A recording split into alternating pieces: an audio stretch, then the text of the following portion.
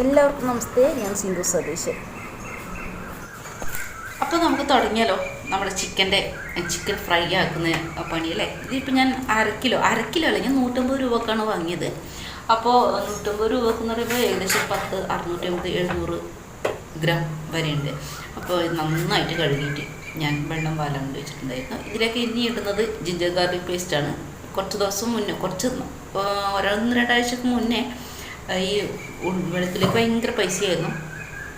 അതിൻ്റെ പൈസ കേട്ട് ഞാൻ തല പെരുത്തു. അത്രക്കും കൂടുതലായിരുന്നു. 350 രൂപ 400 രൂപ വരെ ഉണ്ടായിരുന്നു. പക്ഷേ കറിക്ക് വെളുത്തുള്ളി അത്യന്താപേക്ഷിതമായതുകൊണ്ട് ചിലപ്പോൾ ഞാൻ ഒരു വെളുത്തുള്ളിയൊക്കെ വാങ്ങിയിട്ട് വന്നിട്ടുണ്ട്. പിന്നെ അത്രക്ക് പൈസയായിരുന്നു. ഏട്ടൻ വെളുത്തുള്ളി ഇടണം എന്നുള്ളത് നിർബന്ധക്കാരനാണ്. അതുകൊണ്ട് എന്തായാലും വാങ്ങും. ഇപ്പം ഞാൻ ഇട്ടത് കാശ്മീരി ചില്ലിയാണ്. കാശ്മീരി ചില്ലി നമ്മളെ ഫ്രൈക്ക് നല്ല കളർ കൊടുക്കും. ഓക്കെ, അതുപോലെ തന്നെ സോൾട്ട് ഇട്ട് കൊടുക്കുന്നുണ്ട്. സോൾട്ട് അത്യാവശ്യത്തിന് മാത്രം ഉപയോഗിക്കുക. പഞ്ചസാരയും അതുപോലെ തന്നെ ഉപ്പും വൈറ്റ് പോയിസൺ ആണെന്നാണ് പറയുന്നത്. അപ്പോൾ പരമാവധി കുറച്ച് ഉപയോഗിക്കുക എന്നുള്ളത് അല്ലേ. പക്ഷേ കറികൾക്ക് ഉപ്പില്ലെങ്കിൽ ടേസ്റ്റ് ഉണ്ടാവില്ലല്ലോ. നമുക്ക് അത്യാവശ്യം ആവശ്യത്തിന് ഉപ്പ് വേണം. പിന്നെ ഞാൻ സ്വാഭാവികമായിട്ട് ഉപ്പ് വളരെ കുറച്ച് മാത്രമേ ഉപയോഗിക്കാറുള്ളൂ. ഞാൻ ഇതിലേക്ക് ഗരം മസാല ഇട്ട് കൊടുത്തിട്ടുണ്ട്. ഗരം മസാലയ്ക്ക് ഞാൻ വീട്ടിൽ നിന്ന് തന്നെ ഉണ്ടാക്കുന്നതാണ്, അല്ലാണ്ട് കടയിൽ നിന്ന് വാങ്ങുന്നതല്ല. പിന്നെ മുളക് പൊടി മല്ലിപ്പൊടിയൊക്കെ ഞാൻ കടയിൽ നിന്ന് മേടിക്കും. എനിക്ക് വീട്ടിൽ നിന്ന് ഉണ്ടാക്കാനുള്ള ബുദ്ധിമുട്ട് ഉണ്ട്. ഇതിപ്പോൾ ഞാൻ ഇട്ട് കൊടുക്കുന്നത് റെഡ് ചില്ലിയാണ്. എരിവ് വേണമെങ്കിൽ നമ്മൾ റെഡ് ചില്ലി സാധാ ചില്ലി പൗഡറിന് ഇട്ട് കൊടുക്കണം. അപ്പോൾ അതും കൂടി ഇട്ട് കൊടുത്തിട്ടുണ്ട്. ചില്ലി പൗഡർ ഏകദേശം തീർന്നു അല്ലേ, പോയി മേടിക്കണം.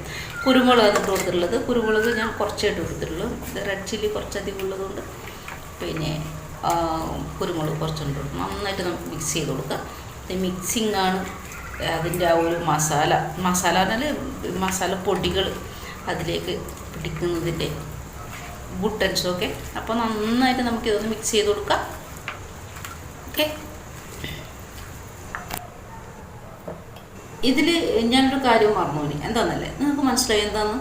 ഞാൻ മഞ്ഞൾപ്പൊടി ഇട്ടിട്ടാണ്. ഓക്കെ, അപ്പോൾ ഒരു ടീസ്പൂൺ മഞ്ഞൾപ്പൊടി ഇട്ട് കൊടുത്തിട്ടുണ്ട്. ഇതും കൂടി ചേർത്ത് നന്നായിട്ടൊന്ന് മിക്സ് ചെയ്ത് കൊടുക്കുക. ഒരു 5 മിനിറ്റൊക്കെ ഞാൻ നന്നായിട്ടൊന്ന് മിക്സ് ചെയ്ത് കൊടുക്കുന്നുണ്ട്. എന്നാൽ മാത്രമേ ഇത് ടേസ്റ്റ് ഉണ്ടാവുള്ളൂ.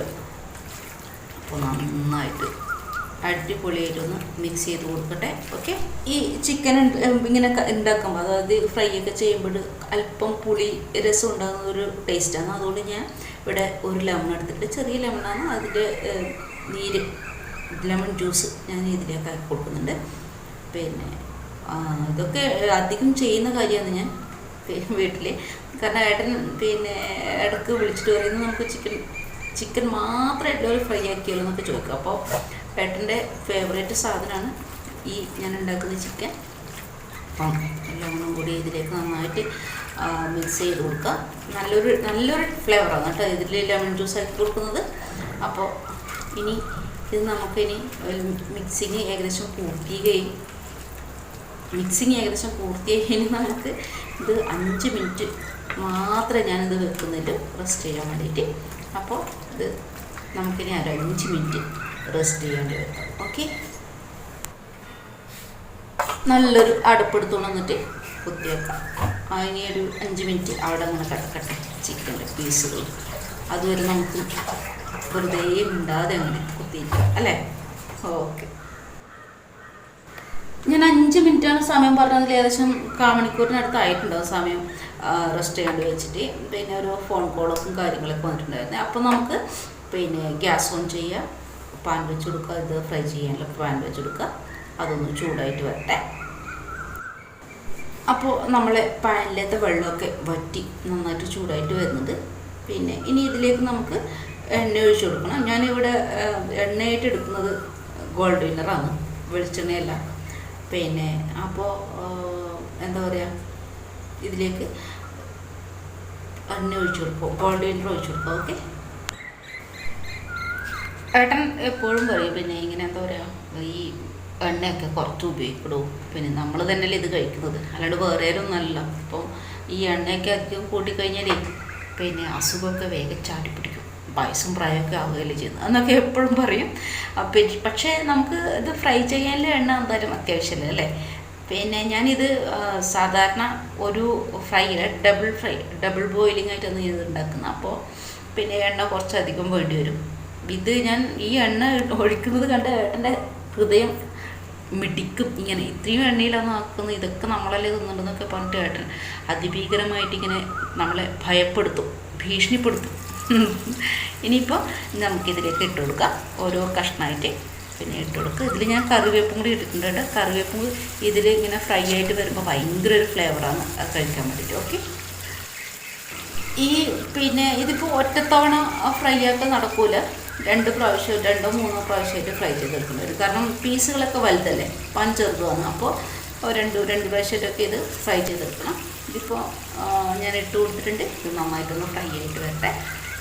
ഫ്രൈ ചെയ്തിട്ട് ബാക്കി എന്നിട്ട് വേണം ഇത് ഡബിൾ ബോയിലിങ് ചെയ്യാൻ വേണ്ടി. അപ്പോൾ നല്ല ക്രിസ്പി ആയിട്ടുണ്ടാവും. പിന്നെ എന്താ പറയുക, അപ്പോൾ ഇതൊന്നായിട്ട് വരട്ടല്ലേ. ഇതിൻ്റെ ഒരു ഭാഗം ഇപ്പോൾ റെഡി ആയിട്ടുണ്ട്. അപ്പോൾ ഇനി മറ്റൊരു ഭാഗം നമുക്ക് മറിച്ചിട്ട് കൊടുക്കാം. ഇങ്ങനെ മറിച്ചിട്ടിട്ട് ചെറിയ തീയിലാണ് കേട്ടോ ഞാനിത് ഉണ്ടാക്കിക്കൊണ്ടിരിക്കുന്നത്. അപ്പോൾ പിന്നെ ഞാൻ ഇത് നമ്മുടെ ചിക്കൻ ഇതിലേക്ക് ഇട്ട് കൊടുക്കുക മാത്രമാണ് നന്നായിട്ട് കത്തിച്ചിട്ടുണ്ടായിരുന്നത് ഗ്യാസ്. അത് കഴിഞ്ഞിട്ടാകുമ്പോൾ ഞാൻ തീ കുറച്ച് കൊടുത്തായിരുന്നു. ചെറു തീയിലിങ്ങനെ എന്താ പറയുക വെട്ടിത്തിളച്ച് എണ്ണയിലിങ്ങനെ പൊരിച്ച് മുരിഞ്ഞിട്ടൊക്കെ വരട്ടെ. എന്നിട്ട് വേണം നന്നായിട്ട് കഴിക്കാൻ വേണ്ടി. ഓക്കെ, അപ്പോൾ ഇത് നമുക്കൊന്ന് ഫ്രൈ ആവുന്നത് വരെ വെയിറ്റ് ചെയ്യാം. അപ്പോൾ നമ്മുടെ ഡ്രൈ ചിക്കൻ ഫ്രൈയുടെ റെഡി ആയിട്ടുണ്ട്. ഇനി നമുക്കിതിലൊരു പാത്രത്തിലേക്ക് മാറ്റിയെടുക്കാം. ഓക്കെ, ചുമയൊക്കെ എനിക്ക് കുറേ മാറി, ഇപ്പം കുറച്ചും കൂടി ഉണ്ട് ഇങ്ങനെ ചുമ. മരുന്ന് കഴിക്കുന്നുണ്ട്, ഒരു രക്ഷയില്ല.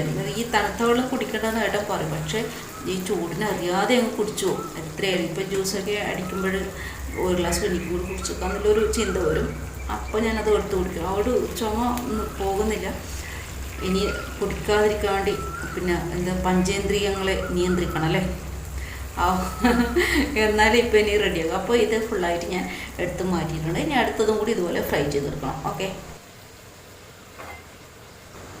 അങ്ങനെ നമ്മുടെ ചിക്കനെല്ലാം ഞാനിവിടെ ഫ്രൈ ചെയ്തെടുത്ത് വെച്ചിട്ടുണ്ട്. ഇനിയിപ്പോൾ ഡബിൾ ബോയിലിംഗ് ആണ്. അതിനുവേണ്ടി ഞാനൊരു പാൻ ആദ്യം എടുത്ത് വെച്ചിട്ടുണ്ട്. വേറൊരു പാനാണ്, ആദ്യം ചുട്ട പാനല്ല. ഓക്കെ, അപ്പോൾ ഇതൊന്ന് ചൂടായിട്ട് വരട്ടെ.